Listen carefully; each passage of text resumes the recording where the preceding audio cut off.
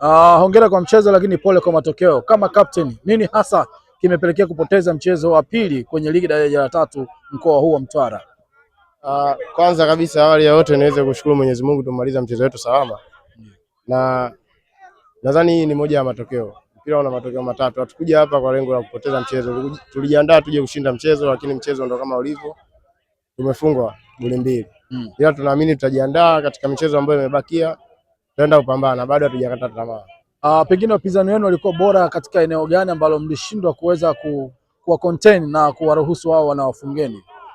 Kikubwa kabisa ninachoona mimi walituzidi juu, kwa sababu pale juu walikuwa wanasimama striker wanne. Yaani walikuwa na wingi zote mbili. Ndio. Namba 10 na namba 9 wanastiki katikati, alafu sisi tulianza mabeki watatu. Sasa unapoanza mabeki watatu, manake beki ambaye upo katikati manake lazima atakuwa na watu wawili, atakuwa na namba 9, atakuwa na namba 10. Wa pembeni watakuwa na winga.